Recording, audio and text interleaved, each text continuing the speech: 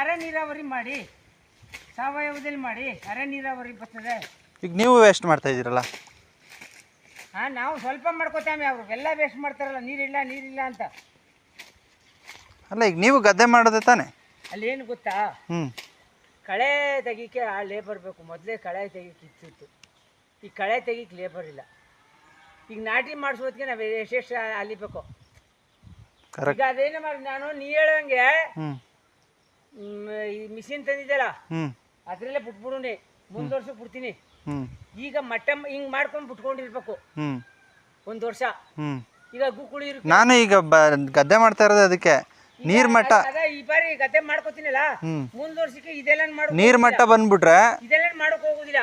ಉತ್ಬಿಟ್ಟು ರೋಟಿ ಹೊಡೆದ್ಬಿಟ್ಟು ಈ ಬೀಜ ನಾವು ಮಾಮೂಲಿ ನಮ್ದಾರಿ ಬೀಜ ಹಾಕಿದ್ರೆ ಬಿಟ್ಬಿಡುದು, ಬಿಟ್ಬಿಟ್ಟು ನೀರು ಕಟ್ತಾ ಇರೋದು.